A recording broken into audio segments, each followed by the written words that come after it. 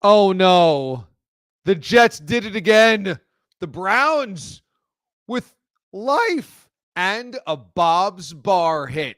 It's next. Welcome inside Watch DA Live, week 8 of the NFL season. Your football Sunday has dwindled down to this. Just a bunch of busted bets and broken fantasy dreams.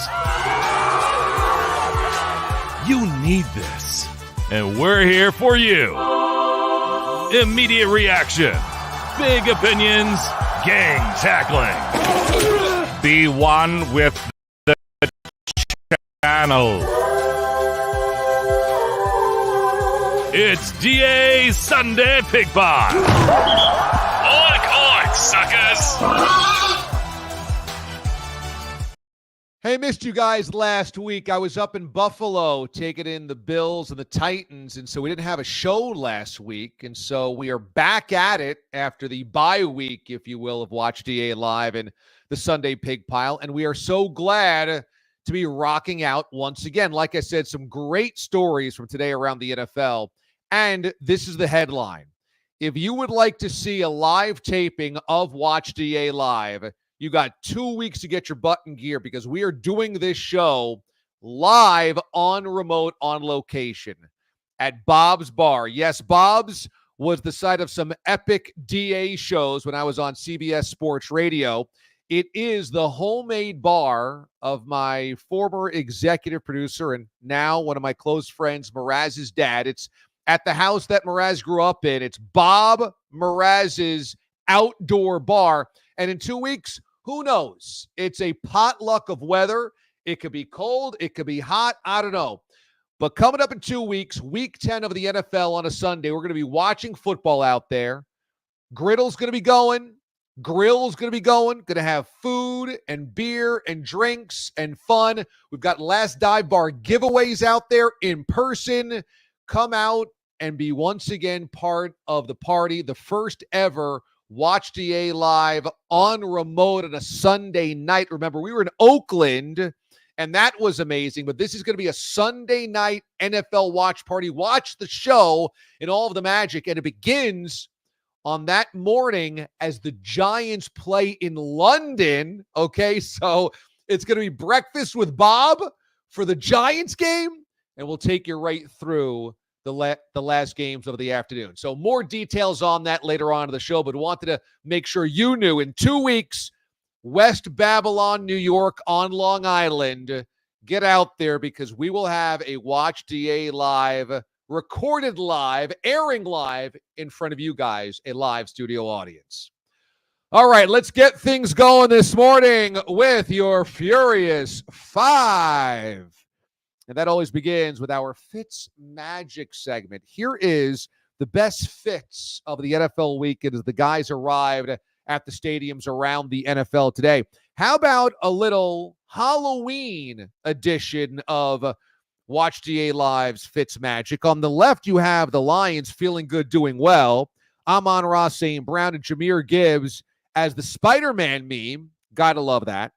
In the middle, Colt safety Julian Blackmon as Beetlejuice, Beetlejuice, Beetlejuice. And on the right, how about Keanu White of the Patriots going as Terry Cruz's character in Everybody Hates Chris? Those are good. Those are really good. I appreciate a little Halloween flair on the Sunday before Halloween. So there you go. The NFL players getting into costume and getting into character, and I'm all about it. Next up, speaking of, is this the winner of the Halloween in the NFL? Myles Garrett arrives at the stadium dressed as Arnold in T2. I mean, that's a pretty incredible costume, is it not? Myles Garrett as Arnold in Terminator 2. That is epic. And an epic win by the Browns to dovetail with that. And finally, because Aiden Hatton, a.k.a. the Marquette Marvel, a.k.a. the executive producer of Watch DA Live, knows what means most to me in my life. Baker Mayfield looking like he's in a 1980s Tiger Beat magazine photo op in the creamsicle uniform. that specifically Chris Godwin, fallen teammate, after he went out for the season last week on the cart, there's Baker Mayfield rocking the creamsicles. And man, even though the Bucs did not play the part today, boy, did they look the part. Oh, those are a chef's kiss all the way around with the creamsicle uniforms making the comeback. Just gorgeous. All right, that's your Fitz Magic.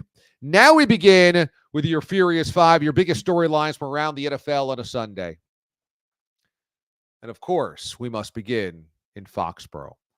Let me begin by saying congratulations to the Patriots, because the Pats were under major scrutiny this week as Gerard Mayo, their head coach, called them soft after last weekend's loss. And it felt like the world was watching how they would respond. Bill Belichick called out Gerard Mayo basically by saying, how can you call this team soft? They were a top team against the rush last year. And basically, I think Bill was defending his guys. That's his roster he put together for the most part. And so he picked the players over the coach, who's, of course, his firsthand lieutenant in Foxborough. And maybe things got sideways because Robert Kraft seemed to have pegged Mayo as the next guy before maybe Bill was ready to leave. So maybe there is a little bit of friction there. But for a Patriots team that was a touchdown underdog, called out for being soft by their head coach, and the storm bubbling around the Patriots this week, they got to win in dire circumstances after their starting quarterback, Drake May, left the game with a concussion, and they deserve credit for that. On to the Jets. Davante Adams saying that on Monday night, saying that on Sunday Night Football, he looked around and realized, oh my God, there's no energy around here, and that he had to say something just days into his Jets tenure was one of the great indictments of Aaron Rodgers' career, that he is a false leader. He is a hollow leader, that he wants to be a leader. He calls himself a leader, and yet he delivers nothing of what a leader would do. If Davante Adams spent 3 hours as a Jet in uniform and realized, oh my God, there's no leadership here, that says something about what Aaron Rodgers is not. Another loss, this time in New England against the Patriots, when Drake May exits, is now a huge plume of smoke that goes up. This is a red flag being waved. This is in lights blinking. Aaron Rodgers has become a cautionary tale for NFL history. If Deshaun Watson's guaranteed money is going to prevent anybody else, any other quarterback, from getting a fully guaranteed multi-year deal ever again of that number, because he's played so horribly and because it's been such a nightmare in Cleveland, then a veteran quarterback that wants all of the control is never going to get it again if Aaron Rodgers implodes the way that he's imploding right now, because this thing is over and he looks like a complete false prophet. There have been quarterbacks that delivered on this promise. Joe Montana went to Kansas City, took over a Chiefs team that didn't really quite know how to win yet, and brought them to an AFC championship game. And I spoke to guys when I worked in Kansas City that played for the Chiefs under Marty and with Joe, and they said there was the Chiefs before Joe and after Joe. We learned how to win.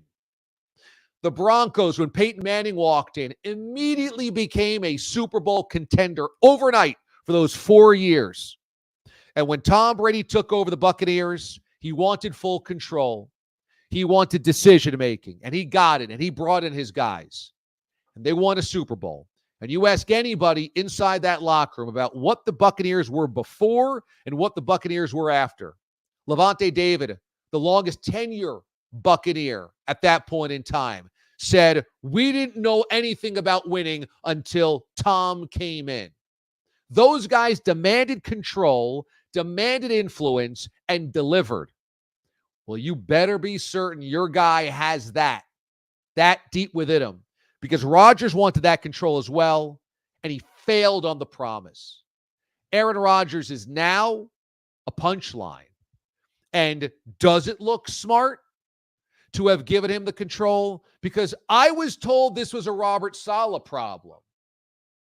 And yet here they are 0-3 with lifeless losses across the board, and now a defeat at the hands of the inept Patriots as a touchdown favorite as the backup Jacoby Brissett comes in and goes right down the field on the Jets defense. I was told this was a Robert Saleh problem, that Saleh was a coach that couldn't get the most out of his roster and couldn't fix the offensive side of the football and led an undisciplined team. And once they got rid of the problem, Robert Saleh, they could turn the page. I was told Robert Saleh was the problem. And all I see since he's been fired is the same exact mistakes and a more lifeless team and a worse defensive effort. Jacoby Brissett, this is a guy that within New England, there was a din of the crowd. There was an overwhelming throw him out of there, get the rookie in type of mentality from the fan base. This was a guy that every Patriots fan was sick of seeing through the first month plus of the season. Get him out of here. We've seen enough. And he comes back in and slices through the Jets defense when the Jets absolutely had to have a stop and gave up a touchdown drive. But I thought Robert Saleh was the problem. Who are you going to blame next, Aaron? Is it Greg Zuerlein? Is it the wrong interim head coach? Do you need more than Devontae Adams and Alan Lazard? Do you need more than getting a play caller installed as your BFF? Who is it going to be next, Aaron? Because it certainly can't be you. It's got to be somebody else. The Jets season's over now. They're in legit free fall. It's not even Halloween, and the Jets gave all of the control to a guy who actually didn't deserve any of it. Some of this might not be Aaron's fault. He's 40 years old. You can't play like Aaron used to play if you're 40 years old. This is not 32-year-old Aaron Rodgers. But Aaron looked at what Tom Brady got in Tampa Bay and said, I deserve that. And he got it. And what did it get you? Nothing. And culture building with the Jets, again, completely backwards. Woody Johnson said, we'll bring in winners, and that'll teach the team how to win. We'll build the culture that way. You build a culture first, and then you win after that. Look at the Detroit Lions as a perfect example. Do they bring in a bunch of winners to change the culture? Or do they bring in Dan Campbell to install a winning mentality, a toughness, a physicality, a positive mindset, and add a front office that has been adding talent to that mindset? They didn't go out and try to shop for a big ticket free agent item. Jared Goff wasn't that. Jared Goff was a throw-in in the deal for Matt Stafford. He was a reclamation project. He wasn't Aaron Rodgers. They didn't go big game hunting, but they changed the culture authentically and literally. And the Jets didn't, because there's nothing there. It's hollow. It was big game hunting for big game hunting's sake to try to microwave a winner, and it didn't work, and this is on Aaron Rodgers. Deshaun Watson's a cautionary tale of giving a fully guaranteed loaded contract to a guy for many, many years. Aaron Rodgers is a cautionary tale of handing a future Hall of Famer the keys to the castle when he actually doesn't have any leadership abilities within him. More with Tyler Dunne, who covered Aaron in Green Bay, coming up a little bit later on in the show. Next up here on the program, how about those Lions who have changed their culture? And after what the Packers just showed us in Jacksonville, the Lions are the best team of the NFC by a long shot. The Niners should not be discounted because they still have, I think, a thumping heart of a champ. I know they haven't won a Super Bowl, but man, they have been big in big spots. And even though they are riddled with injuries, I wouldn't want to count out that Niners team just yet. And I think the Packers they have time to get their act in gear. The Vikings, they're not there yet In the NFC East, nobody is there yet, and that includes the Philadelphia Eagles. And in the NFC South, I'm not ready to say that the Falcons are going to be daunting in the playoffs. The Lions are the best team of the NFC, and it's by a country mile. Because today they looked across the field of the Tennessee Titans. They said, how bad are we going to beat you? It wasn't if we're going to win. It's how bad are we going to beat you? And I thought that line was inflated because the Lions have had a tendency to keep things close against inferior foes. But boy, do they look good. And what I love about the Lions, they can beat you a million ways. Without Jameson Williams, they didn't even have to throw the football today. Obviously, he's not the number one target. Amon-Ra St. Brown is, but they didn't really even need to throw the football much. Jared Goff, a very conservative passing day, but has a slew of touchdowns, no turnovers. They run the football, create big plays, and the Lions continue to prove that every bit of the expectations that came with making the NFC Championship game last year not only are deserving this year, but you can dream, Detroit. You can dream. That's a damn good football team. Now, the Titans are a bad football team, but that's a damn good football team. And the difference between them and a lot of the other contenders of the NFC is wide right now. We're going to pass through Halloween, and that Lions team is the best team. That includes a loss of Aiden Hutchinson, which really worried me, and it might still come back to haunt him. But, man, that Lions team is a beast right now. Speaking of the Packers, I think this could easily be an NFC Championship game, Packers and Lions, and I think we'd all sign up for that. The Jordan Love injury today is obviously worrisome because he's already missed time this year. And so I suppose today's effort needs to be qualified with that you had Malik Willis come in. But my worry is that the Packers defense, when they had to get a stop late in that game, did not, and let Trevor Lawrence and the Jaguars go down the field to tie up the ball game. Now, ultimately, they got the broken field big play. They kicked the gimme field goal at the end of the game. They get the walk-off win. But that's also the Jaguars. I wanted to see the Packers win that game by a good margin because they've got a lot to play for, and the Jaguars do not. So a day where Trevor goes for 308 yards, a day where the Jaguars nearly rush for another 100 as well, does not make me feel okay. The Packers are 6-2, but I need to see them play better. I really do. I need to see them play better because this game should have been over. It should have been a 27-20 win, and even that was a little too close for comfort. But that was a drive where the Jaguars took over, at their own 13-yard line, and they went down the field to score a touchdown, and that was a humbling drive that went 8 plays, 87 yards. 8 plays. They went 87 yards in 8 plays. Packers D has got to be better. Got to be better. Next up, from the day that was across the NFL, how about those Browns? I know we got a lot of Browns fans that watch this show. I know we got a lot of Browns fans that listen to me on Sirius XM on a daily basis. So you can catch me weekday mornings on Mad Dog Sports Radio, Channel 82. And I got to say, I feel good for Browns fans because they got lit up by the Browns players last week for cheering and or booing when Deshaun Watson went down.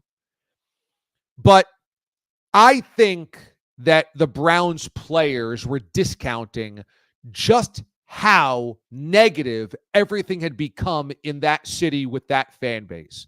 Look, here's the reality. Browns fans didn't wake up opening weekend of the season and go, I can't wait to start booing this team.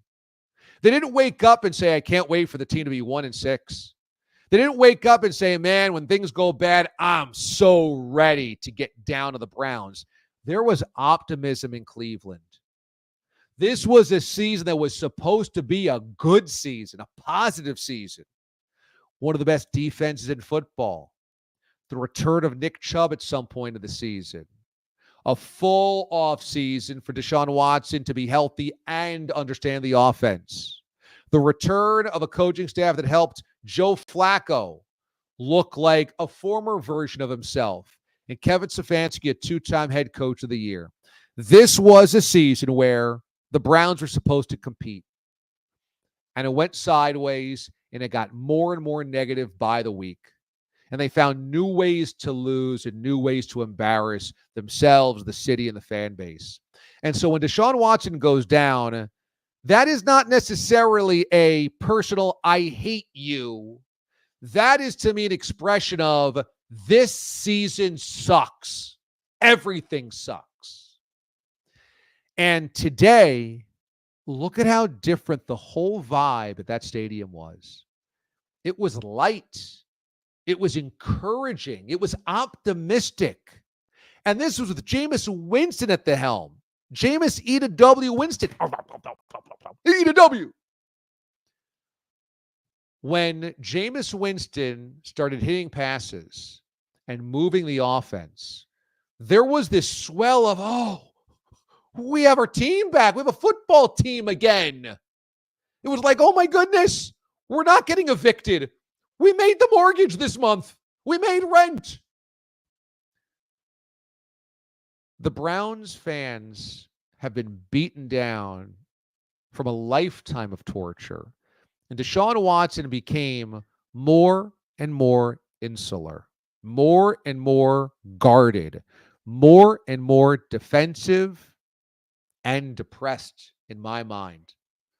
I think you saw a guy that was emotionally miserable, mentally broken, and physically his play followed suit.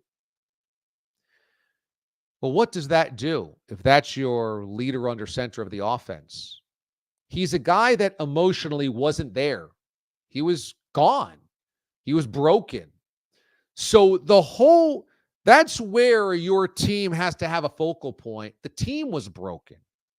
The city was broken. The fan base was broken. Today's comeback victory over the Ravens, who walked into the day as the single best contender in the AFC aside from the Chiefs, is a moment where for a day, a glorious day, a beautiful late summer, early fall feeling day in Cleveland, everything felt right and good again. I think last week's response of the Browns players to the booing of Deshaun Watson ignored the fact that Deshaun Watson himself, his body language, his spoken word, and his play was emblematic of sucking any joy out of Sundays. That's what these teams are here for.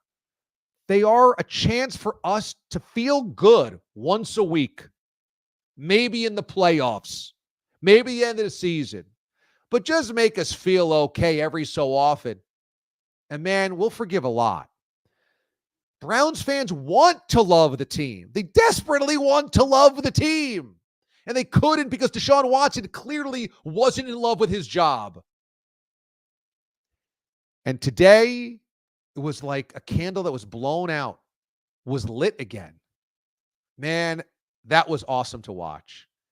That was really awesome. And maybe it's a one-week thing, but you can't help but see how different last week was compared to this week. How different, how unbelievably different everything was once you removed Deshaun Watson out of that equation.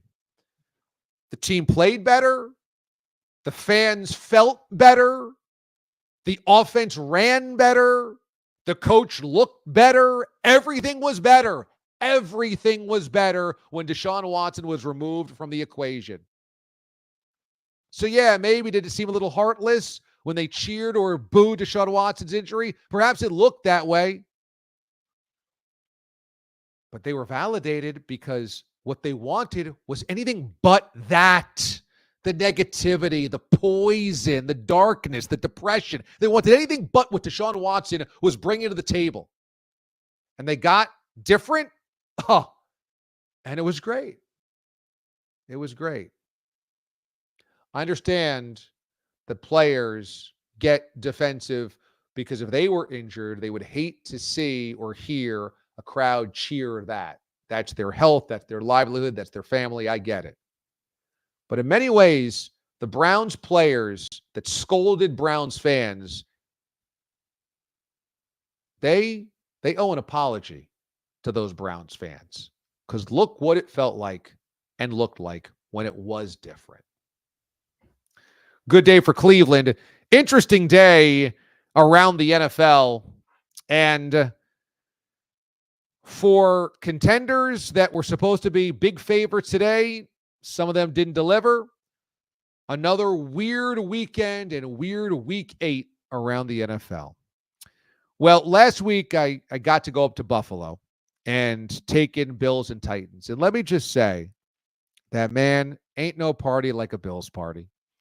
And I can't consider myself a Bills fan because I didn't grow up rooting for them, and I feel like I'd be a total phony if I just started rocking that. But, man, is that fun. What a day. And I'm always down for a good party. You know me. I'm always down for a good tailgate at a good party. This was another awesome Western New York weekend for me. And look at some of the listeners and people that showed up. We have Kristen in Buffalo who came, and she brought her mom and her best friend.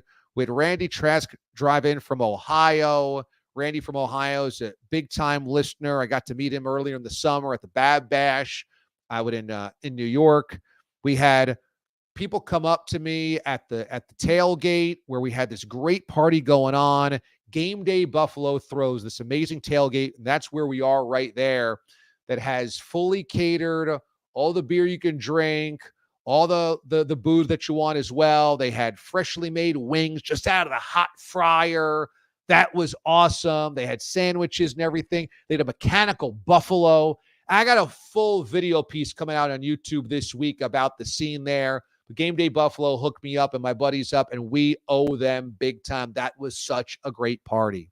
Here's some of my buddies that we all went up there, and we rocked some Zubaz and oversized hats. There was a lumberjack competition, the lumberjack game for the Hamburg Brewery that we got to take in. This was shockingly amazing, where you had these lumberjacks who were sawing huge logs. They were timed for speed. We had them chopping wood as well. That they gave us the party favors, the going away gifts of the pieces of wood, the logs that they cut. How great is that? Matt in Buffalo showed up. There's Kristen in Buffalo and her husband Brian again. That was amazing. We had such a good time. All these different places. The First Lady of Trash Tuesday, Courtney, and her husband Matt, they were at the game. Got to meet up with them in the concourse and share some Zubaz-inspired Labatt Blue Light. You know how inspired I was all weekend? Sipping on Labatt Blue Light that was actually in Zubaz colors? Oh, my goodness. Be still my heart. I felt like it was 1993 all over again, and I'm here for that. So, Bills Mafia, thanks once again for throwing a great party. Thanks once again for having a great weekend. And yes, the Bar Bill Wings. Dream about them ever since. Dreamt about them ever since. Oh, my goodness. We had 40 wings between three of us. So we had medium hot, medium heat. We had a teriyaki. We had the Cajun honey barbecue. And we had the lemon pepper. So a little dry rub, a little sauciness, a little old school Buffalo style. The Cajun honey barbecue. Oh, my goodness. Sweet, crispy, hot. I mean, oh, it was everything. You wash that down with just a little bit of Bat Blue Light, and it's Zubaz flavored. Yeah, life is good. Life is real good. So speaking of getting together, the listeners getting together, once again, we've got a live Watch DA live coming, and hopefully we can capture some of the energy and magic that we had in Buffalo, because that was such an awesome weekend. Really, really awesome.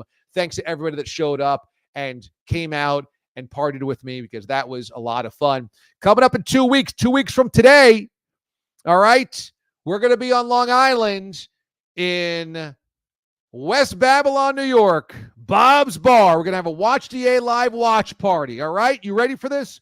Watch DA live watch party is coming your way 2 weeks from today.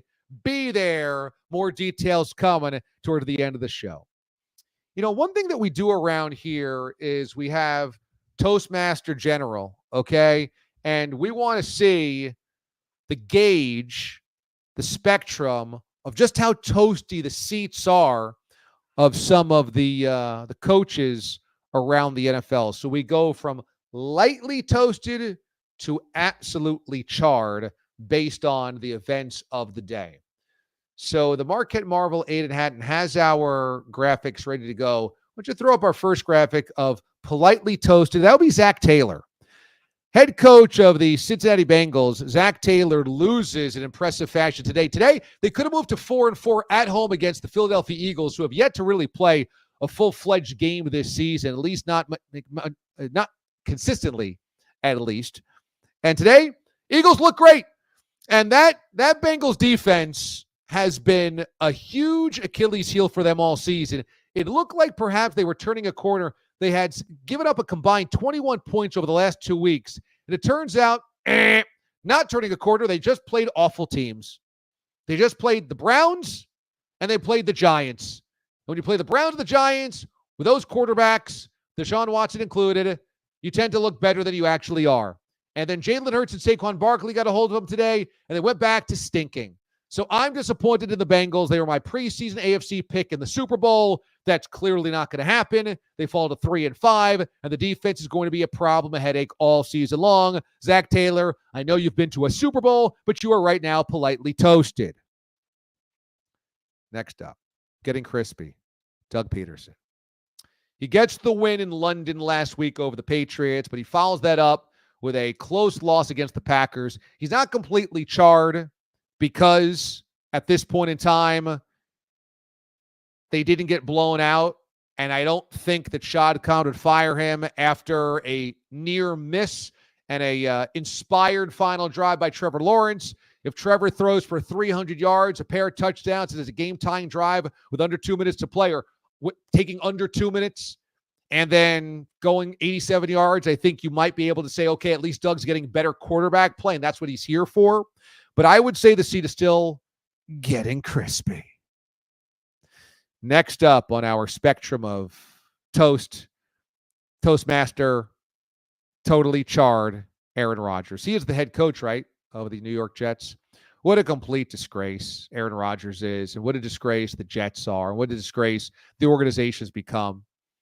I mean, I thought you fired Robert Saleh to get a more inspired effort from your guys, a more disciplined effort, and guys waking up and playing better. And yet here they are losing to the lowly Patriots as touchdown favorites. I mean, how many times is Vegas going to install the Jets as a favorite and they're just going to let you down and lose? After Drake May goes out, you lose to Jacoby Brissett, making Jacoby Brissett look like a legitimate quarterback again? I would say that the seat is completely charred right now for Rodgers because the season is over for the Jets. And if that's true, does Rodgers even come back next season? Does he want more of this? I would imagine the answer is no. Right? I mean, if the season continues to go like this, why would Rodgers decide to come back? If the season's going to go like this, is this just it for him? I would say that feels to me to be the beginning today of the end of Aaron Rodgers with the Jets. Because let's just say this year they finish at 5-12. Do you come back for more, looking as bad as he has looked over the course of this season? Why would you ever want to come back for more of this? It could only get worse, right? Because you have to install a new head coach in the offseason and probably tear up some of the roster because this is just such a nightmare. So I don't know why you would re-sign for more of this.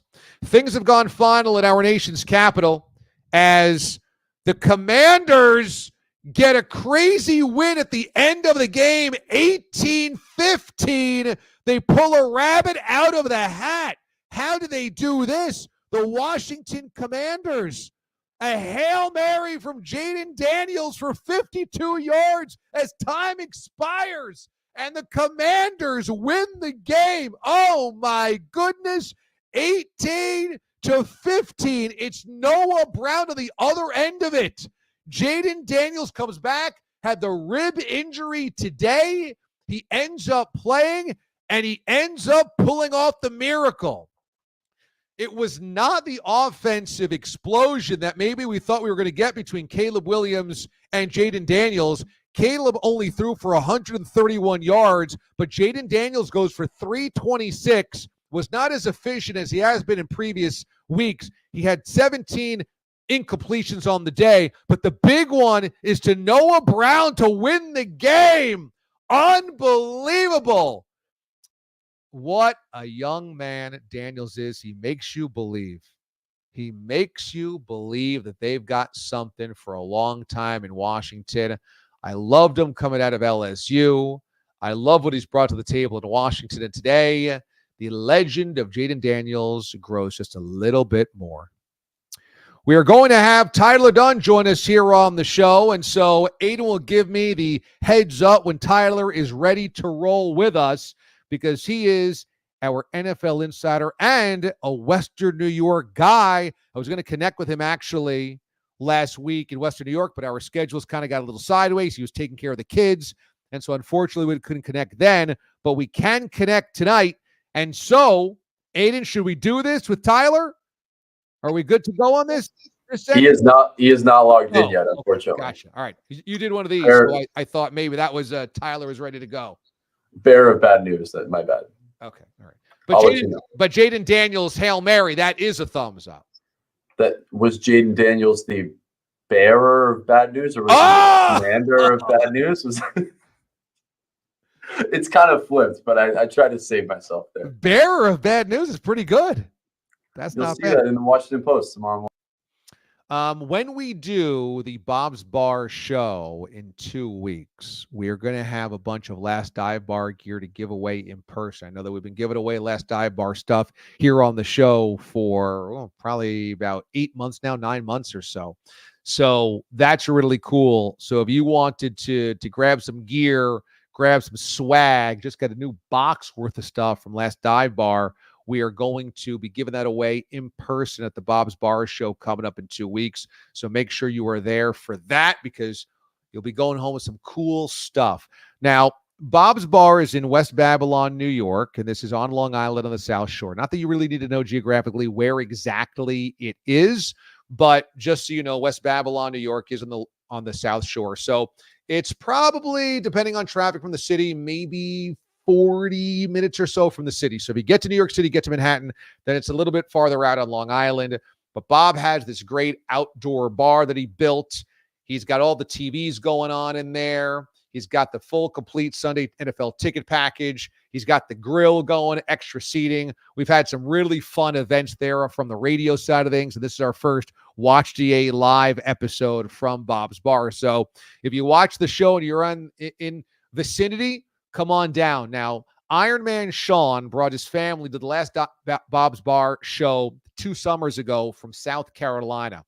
And I believe he's confirmed he's coming again, driving up from South Carolina. So that is a pretty massive undertaking, and I appreciate that very much. Now, remember, we had 4K Worldwide flying from the Bay Area and Gordon flying from Vancouver to the Bob's Bar show 2 summers ago. I don't expect that type of distance, but it has been done before. So do not feel as though, I don't live in the New York area, I can't come. You can come. Now, Gordon, I believe, went right now. Actually, Gordon might have gotten a hotel room. I think 4K Worldwide stayed at a friend's house after coming in from the Bay Area. But somebody went right to the airport right after Bob's Bar. So everything is on the table, okay? And I know Gordon in Vancouver actually has been chirping a little bit about maybe coming out. So we'll see. This guy just like lives for the adventure. So everything's on the table for a Bob's Bar show. But 2 weeks from today, things are going to get going at 9:30 a.m. from Bob's Bar with the early London game, Giants-Panthers. You'll have a chance to watch the Giants with Bob. And he's as Giants blue as it gets. And that could be a very exciting day for Bob, because actually getting a win over a terrible Panthers team, or a really depressing day. Either way, it's going to be entertaining. Either way, it's going to be awesome. So that's the deal coming up in 2 weeks with Bob. Make sure that you have that on your table, because man, oh man, is that going to be fun. All right, so our next guest has had a lifetime of covering the NFL. He has covered the Packers in Green Bay during the Aaron Rodgers years.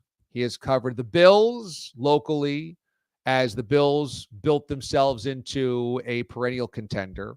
He has now covered the NFL, all 32 teams, and his website, newsletter, and columns is a must subscribe. I'm telling you, Go Long is really one of the best places for your NFL action. He's got threads on Sundays, following the action live with him. Really great sourcing for deep dive stories throughout the week. And his stuff that he puts out is as embedded as anybody in the game. Joining us here on the show, let's hear it for Tyler Dunne, everybody.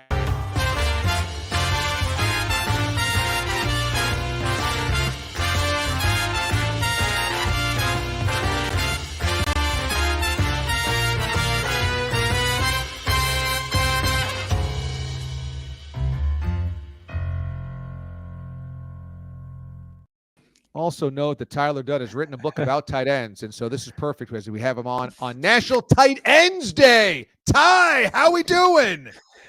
DA, what an honor, what a pleasure. I'm still wrapping my brain around what we just witnessed about 16 and a half seconds ago. So I think the adrenaline's pumping. This is a perfect time to pop on your exceptional show and talk a little pro football, my man. Give me your thumbnail, your breakdown on Jayden Daniels, the magic today, but also just what he has brought to the Commanders in general. It's unbelievable. I guess we shouldn't be too stunned, too shocked by what we just witnessed, the Hail Mary to win at the end of the game. I'm not going to lie. I was running up the stairs to help put my son to bed right over my shoulder because I thought it was done. I think we all thought it was done. Caleb Williams is the story here in the fourth quarter, leading the Bears down not once but twice. The first time they botch it to a backup center, right? Typical Bears fashion, and he brings them right back. I'm thinking that's the story tonight, but no, you're right. It's Jayden Daniels pumping hope, real hope, into these Washington Commanders. I just spent a little time down there, sat down with Brian Robinson Jr. for a story that people can read at golongtd.com. But, you know, the reason we're sitting here talking about the 6-2 Commanders being a legitimate Super Bowl contender is this. He's built like it, but unlike anybody else in the game. Start there, DA. I mean, this is a quarterback who's very thin. I thought he looked like a 4x1 U.S. track sprinter just walking by it in the locker room. And he can run away from anybody on the field, so he has that in his back pocket.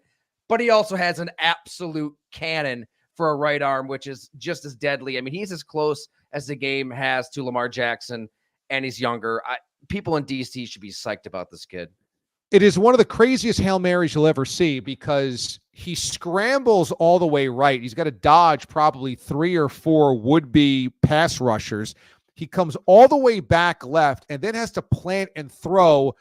I think in the air it probably goes about 60 yards or so. He plants from about the 35-yard line. So it's about almost gets the end zone, 65, 64 yards of the air or so.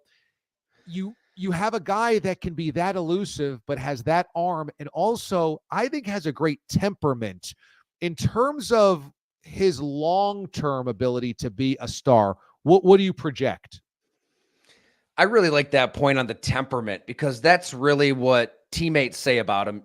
Not too high, not too low. I think it's real that he just kind of gets it. Think about the big time moments that he played in college. I think that transfers on over, but you know, the physical gifts. I mean, this is the kind of stuff that you just don't see at the position in general. You know, you mentioned I live here in Buffalo. We've gotten accustomed to seeing the kind of stuff that Josh Allen does game in and game out. It's special. He's built like Ben Roethlisberger with a ton of athleticism, with a ton of explosiveness. You know, the horsepower that Josh Allen plays with can just kind of overwhelm a game. Watching the Commanders, you know, he's built completely different, right? Jayden Daniels, it doesn't look anything like Josh Allen in terms of that girth that Allen has, but that similar horsepower, he can just kind of will the Commanders down the field. I mean, they dominated this game for all intents and purposes. That fourth quarter was so crazy. You know, the story kind of became the Bears and Caleb Williams, but if you look at it in its totality, I mean, they're settling for field goals. Jayden Daniels was incredible this entire game, just in control of everything. And this is off of that rib injury. I mean, this is often an injury that we thought would keep him out for a week, 2, who knows how many weeks he could have sat out with this thing. So he's tough. The moment's not too big. He's unbelievably athletic. He's got a big arm. I don't think we're getting carried away with ourselves here, because now the next question is, do defenses catch up to him? We have seen the flashes and pan quarterbacks. They eventually defenses kind of figure them out. I think, though, I don't know where you start to defend Jayden Daniels, right? Like, where do you take away the legs? Like, do you have multiple spies on him to take that away? Fine. He can beat you with his arm. I want to ask you about Aaron Rodgers, because you covered the Packers as Rodgers was in his prime, and this thing has disintegrated with the New York Jets. They fired Robert Saleh. Nothing changed. They brought in Devontae Adams. Nothing changed. This is going to be rock bottom, losing to the lowly Patriots, as the Patriots lose Drake May during this game to a concussion. In terms of why you think this has gone so badly with the Jets, what's the single biggest reason? Well, Aaron Rodgers isn't going to bench himself, trade himself. I guess if he's the general manager of the team and he's got the best interest of the New York Jets in mind, that's what he would do, right? That's the next move, because you tried everything else. You brought in the corpse of Randall Cobb. You brought in your buddies like Nathaniel Hackett, who isn't going to be an OC, isn't going to be a coach really anywhere else after that disaster in Denver. He's been able to do whatever he wants. He's had carte blanche to do everything he wants at the line of scrimmage, behind the scenes, and it has not worked. Nobody should be surprised, DA. Not even Babs. Babs, I know he's right on Robert Saleh. Maybe not the best coach, but Robert Saleh is just one little pawn in the game of Aaron Rodgers. Like, it was Robert Saleh, it was Joe Douglas, it was Woody Johnson, it was Nate Hackett all on that plane that went to California and bent the knee Game of Thrones style, just begging Aaron Rodgers to come and save their New York Jets. Nobody should be surprised. This age, at this position, at 40 years old, everybody this side of Tom Brady just declines rapidly, deteriorates. You saw the signs in Green Bay in 2022. You saw the playoff loss in 21 to San Francisco, where he's apathetic and checked out. And then he's not the same guy in 22. Right? Green Bay put up with the nonsense for a long time because it was worth it. He was really damn good. He's still winning MVPs. He still has Devontae Adams, and he's able to leak out of the pocket and improvise and freestyle and use his athleticism.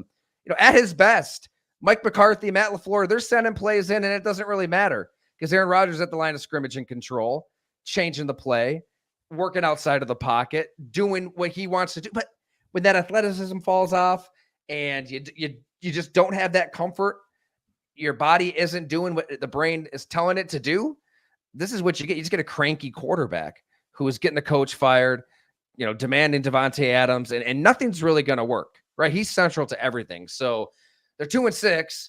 It's not going to get any better. And I guess he plays next year if he wants to, because at this point, if you're Woody Johnson, here's the Jets' best scenario, DA.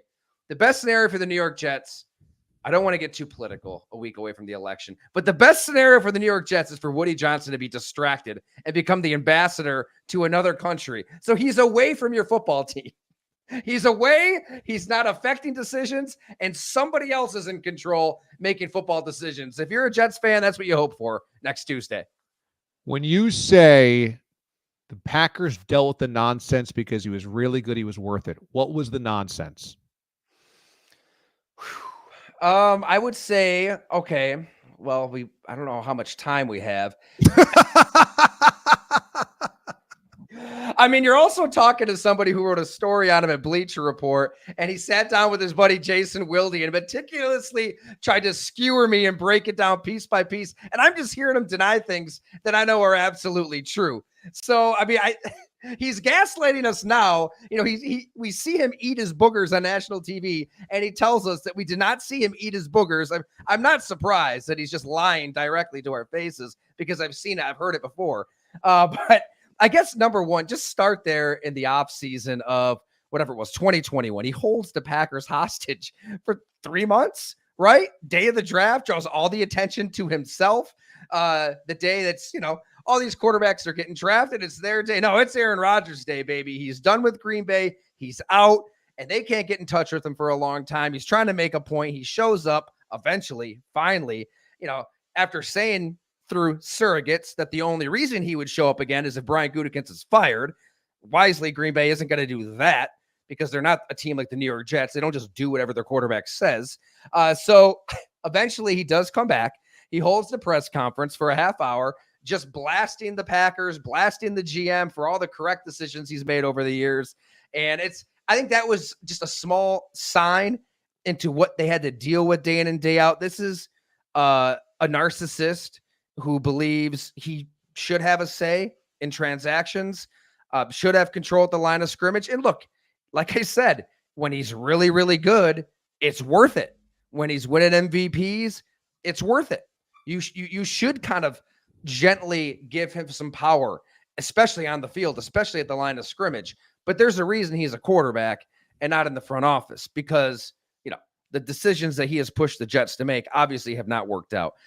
I feel like we've only seen snippets. I think there's been a lot, and I've heard of a lot that's happened behind the scenes with him. I mean, whatever you think about the whole vaccine and immunized debacle, I think it was pretty telling that he would have been okay with everybody thinking he was, and he only came out and was so opinionated and everything when he was caught. Like, he wasn't like Lamar Jackson and Kirk Cousins and Carson Wentz, wearing the scarlet letter. He was okay following the mob.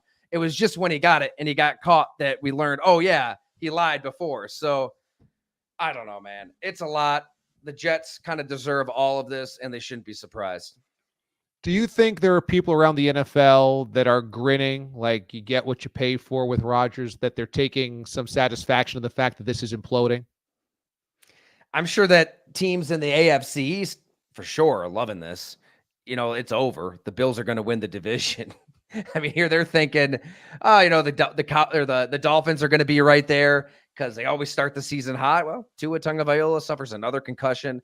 They fall way behind. They lose today. They're pretty much done. Aaron Rodgers and the Jets, they're done. The Patriots are rebuilding. But I tell you what, the Green Bay Packers are absolutely smiling and breathing a sigh of relief and thanking the football gods that they got out of the Aaron Rodgers business when they did. It wasn't easy because breakups are never easy. Think about any breakup that anybody's been through. Like, it's not fun for any party involved.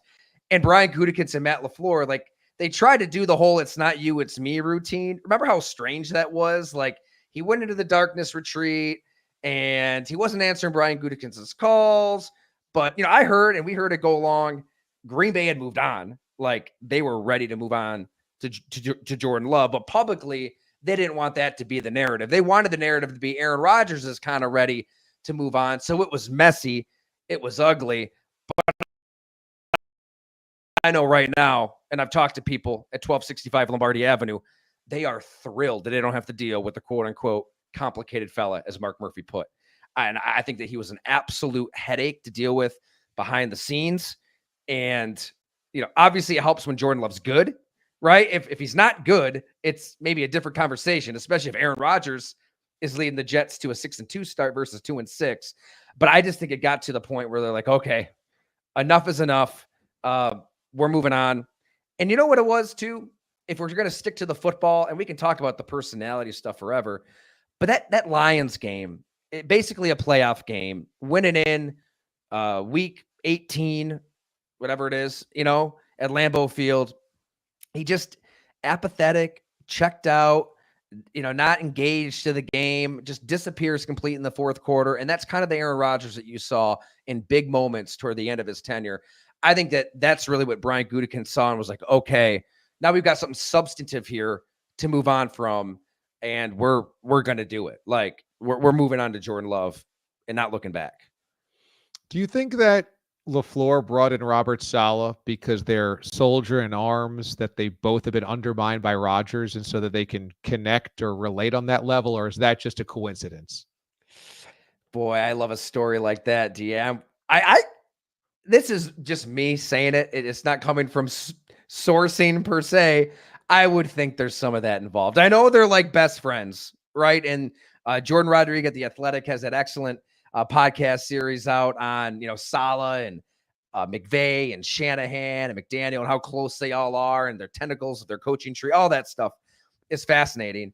But I got to think, if you're Robert Saleh and you're going to Green Bay, I loved living in Green Bay. I'm a country guy, but he was just in the city. He's been out in the Bay Area. If you're choosing to throw yourself into that corner of Northeast Wisconsin, yeah, you probably like being with your buddy Matt LaFleur. But there's probably a little part of you that's thinking, man, we both went through some battles with the complicated fella, with quarterback Aaron Rodgers.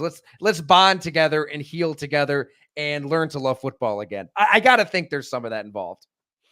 I love that. I love that. Hey, so today is National Tight Ends Day, and you wrote this amazing book about tight ends.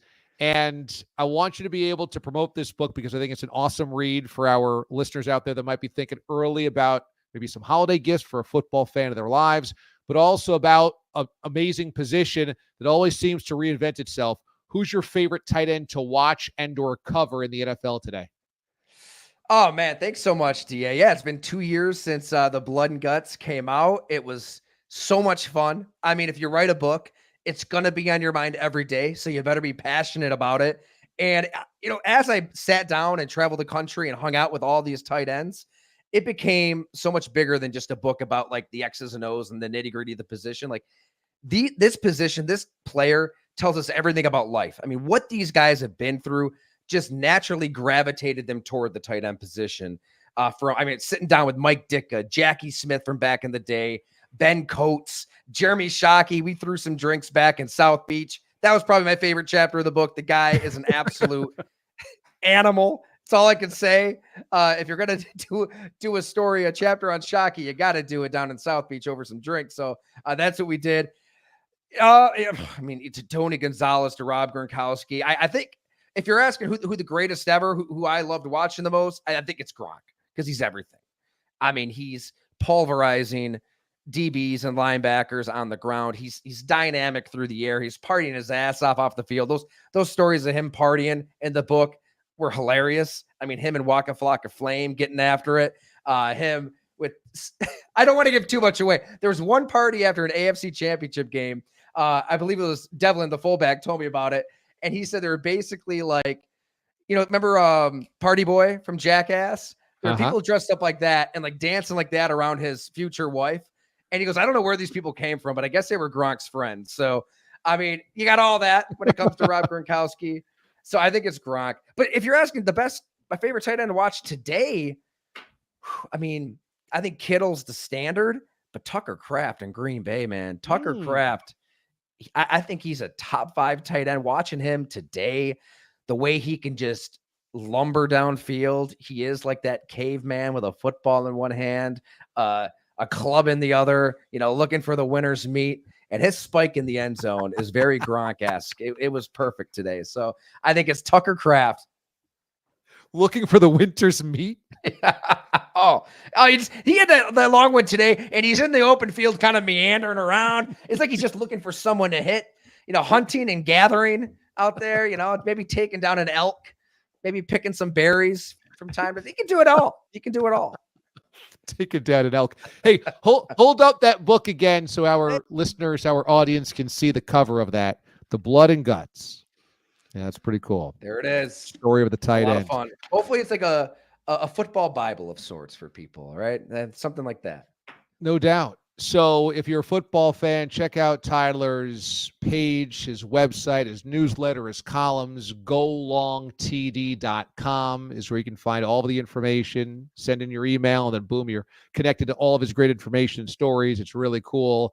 golongtd.com. Tyler Dunne's been all over the place with the NFL covering this for a long, long time, and now he's covering every team, so it's great to have him on the show. Tonight, his debut here in Watch DA Live. For your appearance on Watch DA Live, we are going to send you a bottle of Santo Tequila, Santo Blanco Tequila. It is Guy Fieri and Sammy Hagar's signature brand. They put a lot of time and effort into making it perfect, and I think that it is. It's my favorite tequila. I'm not just saying that. It is my favorite. It's the cleanest. It's the smoothest that I've ever had. So Santo Blanco Tequila, a sponsor of Watch DA Live. We're going to send you a bottle for your liquor cabinet. I love it. Man, what a surprise. Thank you, DA. And look, here I am. You come to my town and I'm unable to see you because I've got a stomach bug. I mean, you're here, and I couldn't Jordan flu game it. I couldn't fight through it and see you for wings and beers. I, like a chump, I stayed home with the children. I apologize. I owe you a trip to New York City this season, and here you are sending me tequila. So We'll do it. What a good dude, an even better person than he is radio podcast man. This is how we know Tyler's a good guest. I didn't even have to drop that as bait for him to come on. Some guests have to say, and by the way, you'll get a bottle of tequila I'll send you. They go, oh, okay, maybe I will do that. For Tyler, he came on anyway before he knew he was going to get a bottle of tequila. Santo Blanco tequila from Guy Fieri and friends over there. Tyler, I appreciate you so much, man. Thanks so much. We'll connect again. Okay, bud? Anytime, man. Thanks so much for having me, DA. My pleasure. Tyler Dunne joining us here on Watch DA Live. All right. Awesome to catch up with Ty. He's a great football source, and I loved his stories about the behind the scenes in Green Bay, didn't you? He covered the Packers locally in Green Bay for a number of years, and so he knows where the bodies are buried with the Aaron Rodgers, Brian Gutekunst, and that whole thing. All right. Speaking of a little Santo tequila, I've got a recipe for you because Santo has a way to mix into your fall and early holiday gatherings. We got Thanksgiving that's going to be here before you know it. And how about this? An apple cider margarita presented by Santo. 2 cups apple cider. We can all do that. A half cup of Santo Blanco. Okay. And then you add in to this delicious mix a 1/4 cup of freshly squeezed lemon juice. Add a little salt, sugar, and cinnamon for the rim. Maybe an apple slice, a cinnamon stick for garnish. And then boom. So throw it in a pitcher, combine it all, dip the glass in water, and then into the mixture of your sugar, cinnamon, and salt. Fill with that margarita, little apple slice and cinnamon stick for garnish, and you are good to go. How delicious does that sound? Apple cider with Santo Blanco tequila. Now that'll warm you up. That'll warm your insides up. And like I said, Santo Blanco is a very clean tequila, very fresh, very clean, very smooth. So you'll get most of the apple cider and the sugar and cinnamon in there with a little bit of a kick. I love that recipe. Try it yourselves. If you would like to make the apple cider margarita for next week's Watch DA Live, or perhaps you make it for tonight for Sunday Night Football. Perhaps you make it for the World Series. Perhaps you make it for next college football weekend. Send me the photos, and we will post them here on the show so we can see how you guys are mixing it up. And perhaps by actually making it, we might just send you something courtesy of Last Dive Bar. What do you think about that? All right? All righty. There's multiple ways you can send us your stuff, your tweets, your photos, and your perhaps recipes. Either send it to us on Instagram or Twitter at Damon Amendo. Also on Facebook, The DA Show is the group page on Facebook, or via email, watchdalive@gmail.com. And isn't this great to be back together again? I mean, last week I was in Buffalo, so we didn't have a show last week. The week before that, Aiden was at a wedding, so we didn't have him around. But tonight, it feels like the full party experience is back. We love you guys. Thanks to the Watch the Aliens every single week for making this thing cook. And I can't wait to do the live show coming up in 2 weeks from Bob's Bar, to see so many of you and to do a show live for all of you that can't be there in person. It's going to be awesome. Next up, we want to say we got Last Dive Bar stuff to give away as well, because you guys have been commenting fast and furiously. And just a little reminder that if you love what we do on Sunday nights, tell your friends, tell your family, tell your coworkers, hey, they do some cool stuff on a Sunday night. If you want to just get the recap of the NFL weekend, you get great stories. I mean, think about the guests we've had here on the show this year.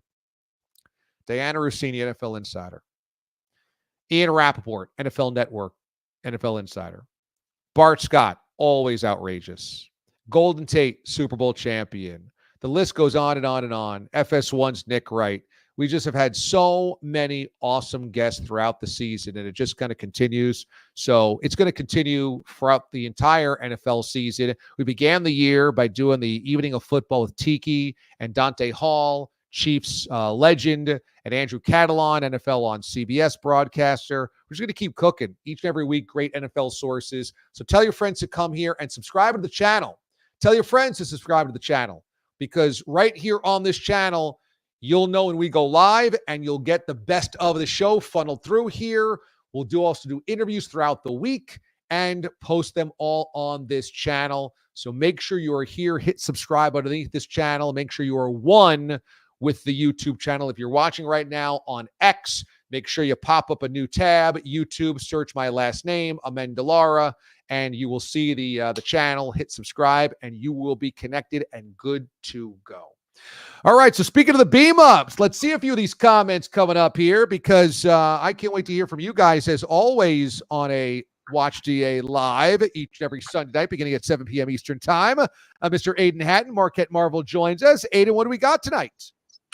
Well, I'd like to get through a few of them that are housekeeping related, and it's not just because they have to do with yours truly, but we had a lot of comments last week, maybe a couple weeks before that, and I ignored them, put them under the back burner.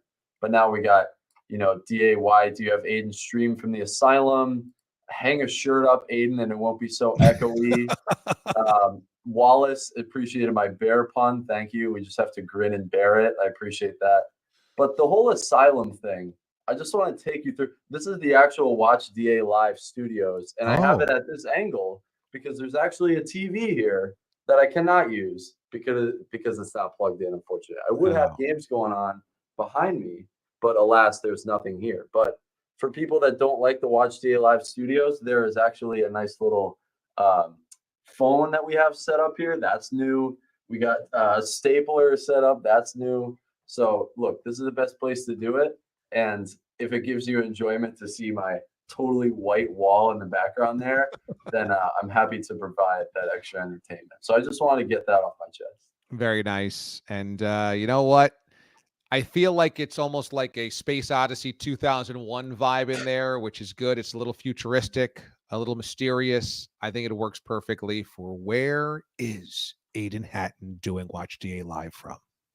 That's right. And you'll see me next week. I saw a couple on the comment section as well. I think Wallace wrote in, Aiden's gone to as many weddings as I have in my entire life.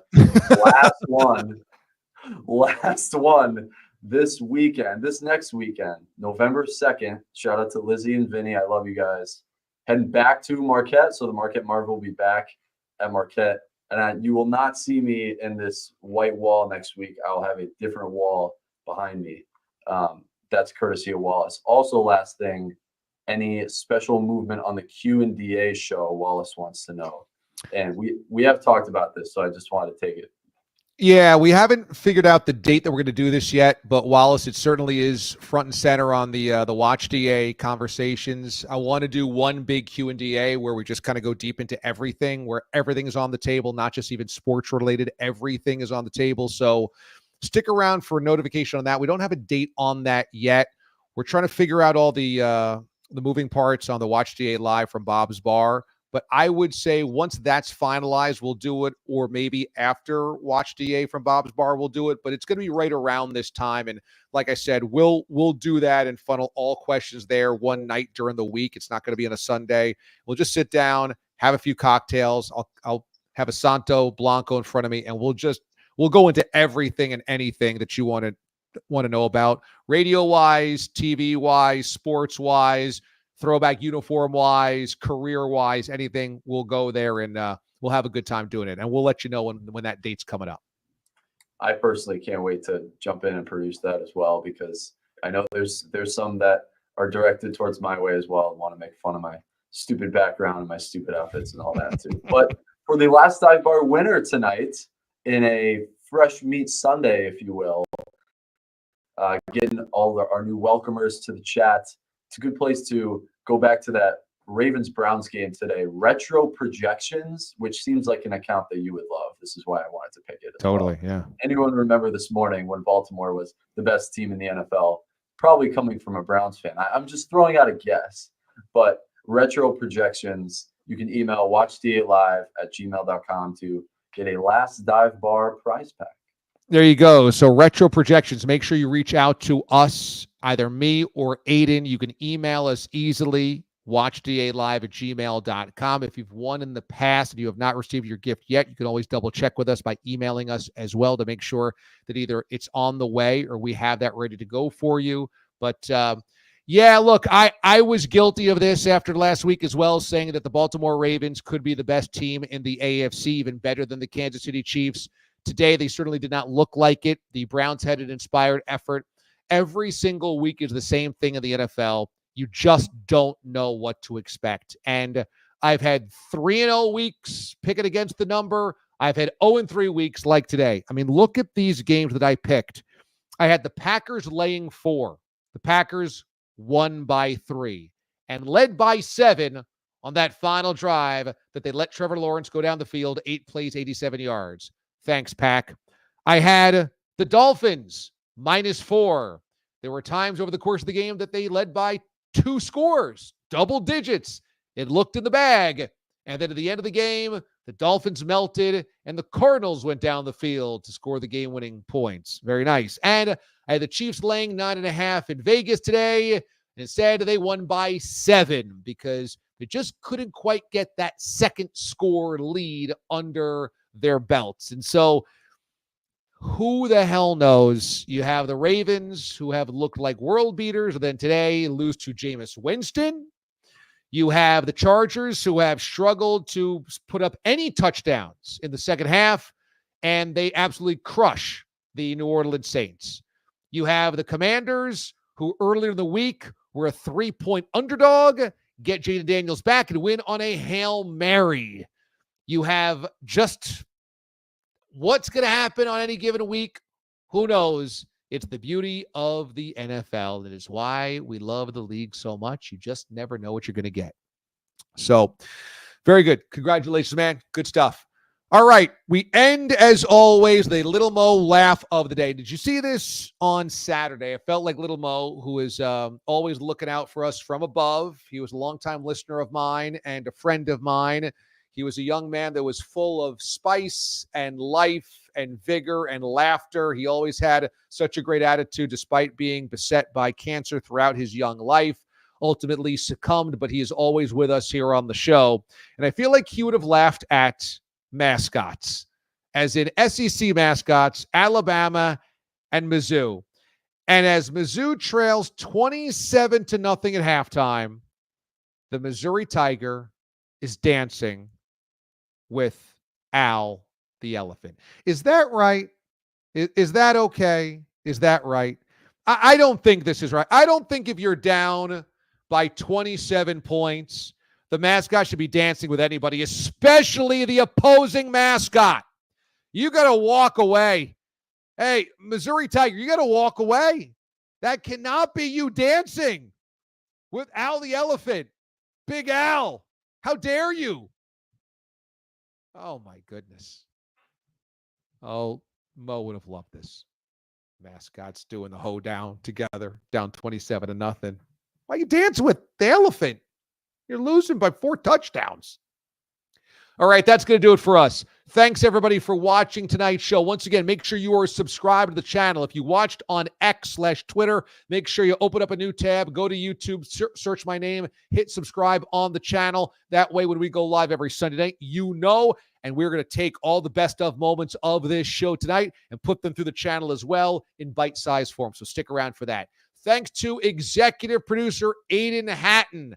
Thanks to Santo Blanco Tequila and Last Dive Bar for hooking us up. Remember to go to lastdivebar.com for the best gear, the best stuff. Even though baseball season's over, you can rep all their cool gear. They've got T-shirts and hoodies and beer steins and cocktail glasses and pins and all this cool stuff.